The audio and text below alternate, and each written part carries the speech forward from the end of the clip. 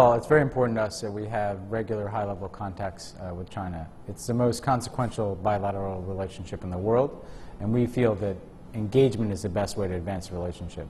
So what we hope to achieve is find areas of concrete progress where we can move forward on climate and energy policy. I think we can set a good example going into the Paris talks later this year. On economic issues, I think we want to find ways to promote more Chinese investment in the United States, pursue policies that can create growth and jobs in both countries, but then also deal with some irritants in our relationship on cyber issues, on the South China Sea. So there's a very broad agenda. We want to leave here with the relationship in a stronger footing than it was when we came in, and demonstrate to the world that the U.S. and China are committed to working together on the issues that are going to shape the future of the 21st century. You were with the President pretty much since the very beginning, and you were present for virtually all of the summits between the President Xi and President Obama. According to your observation, what kind of personal relationships have come out of the meetings between President Xi and President Obama? So my observation would be we started this relationship really as they were presidents at Sunnylands, explicitly so they could have some time, not in a formal setting, but to have extended private conversations. And what I've noticed since then is the most productive sessions that they have tend to be the least scripted, most private times to have a conversation. So when we were in Beijing recently, I think the most constructive conversation they had was over the private dinner, because it wasn't just a long agenda.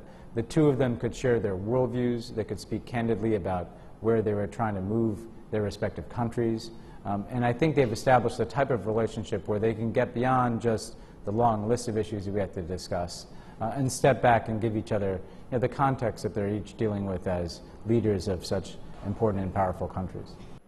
So I wouldn't say that there's some formal agreement that has been reached, but I do think that we've had a constructive discussion about what does that framework look like, how can we address these issues not purely as competitors, but also as two countries that have a stake in a world in which businesses can operate without fear that their secrets are going to be stolen by cyber actors.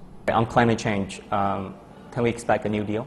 So I think you will see additional statements, additional details about how we want to move this forward, building off of the foundation of what we announced last year in Beijing. And the objective is the whole world is going to be watching this summit. There's a huge opportunity at the end of the year in Paris to reach a global agreement to combat climate change. Everybody knows the U.S. and China are the two biggest emitters. We set the tone in many ways. And so we want to send a very positive message to the world that we're advancing this agenda together.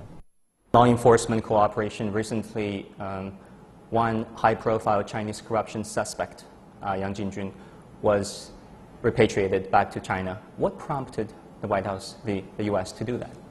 Well, look, whenever we're in a law enforcement situation with other countries, we are open to receiving information that requests extradition.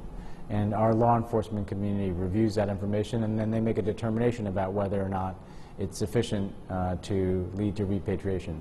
We don't get involved in that. So in our system, the White House, State Department, we don't make those judgments. This is handled entirely by the Department of Justice, the FBI, and they have a liaison relationship with China and with many other countries where they can say, if you have a concern about an individual, you share the information with us, and if we believe it's sufficient, then we're willing to cooperate with you.